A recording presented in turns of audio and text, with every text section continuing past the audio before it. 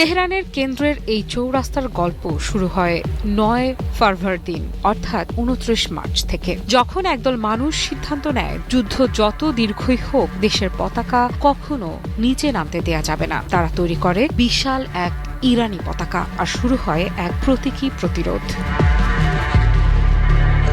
প্রতিদিন কেউ না কেউ এসে দাঁড়ান সেই পতাকা হাতে, কেউ ছাত্র, কেউ চাকরিজীবী, কেউ গৃহিণী, কিন্তু সবার পরিচয় একটাই, তারা নিজেদের দেশকে ভালোবাসেন।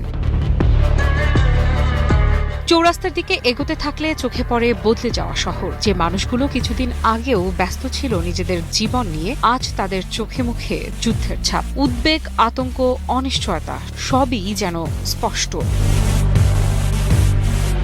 ফেরদৌসি স্কয়ার পেরিয়ে গেলে ধ্বংসস্তূপের ছবিও চোখে পড়ে। যে ভবনগুলো একসময় মাথা উঁচু করে দাঁড়িয়েছিল, আজ সেখানে শূন্যতা। যুদ্ধ যেন শহরের শরীরে গভীর ক্ষত এঁকে দিয়েছে। তবুও আশ্চর্যের বিষয়, এই শহর থেমে নেই। মানুষ আবার রাস্তায় ফিরছে, ভিড় বাড়ছে, ব্যস্ততা বাড়ছে। মনে হচ্ছে তেহরান আবার বাঁচতে শিখছে।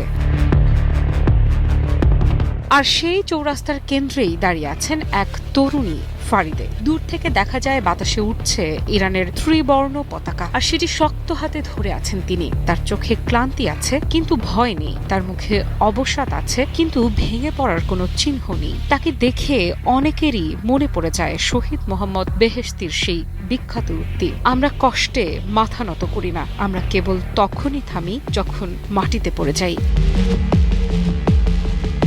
ফারিদেকে প্রশ্ন করা হয়, এত কষ্ট, এত চাপ, দিনের কাজের পরও কেন এখানে আসেন? একটু থেমে পতাকাটা শক্ত করে ধরেন তিনি। তারপর শান্ত গলায় বলেন, দেশের প্রতি ভালোবাসা আমাকে এখানে নিয়ে আসে। অন্তত একবার হলেও আমি দেশের জন্য কিছু করতে চাই।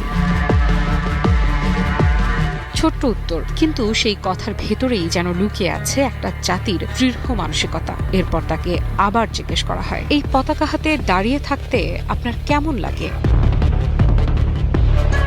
ফারিদে এবার আরো দৃঢ় কণ্ঠে বলেন, আমার মনে হয় আমি দেশের জন্য দায়িত্ব পালন করছি। এটা আমাদের মাটিকে রক্ষা করার লড়াই। চারপাশে তখন গাড়ির হর্ন, মানুষের ভিড়, মোটরসাইকেলের শব্দ, কিন্তু সেই বিশৃঙ্খলার মাঝেও সবচেয়ে স্পষ্ট শোনা যায় ফারিদের কণ্ঠ। কারণ তার কথার মধ্যে ছিল বিশ্বাস, ছিল আত্মত্যাগের প্রস্তুতি, ছিল এমন এক দেশপ্রেম যা সহজে ব্যাখ্যা করা যায় না। এই দৃশ্য শুধু একজন তরুণীর গল্প নয়, এটি আসলে এক সমাজের প্রতিচ্ছবি, যে সমাজ যুদ্ধের ভয়াবহতার মধ্যেও নিজেদের পরিচয় আঁকড়ে ধরে রাখতে চায়।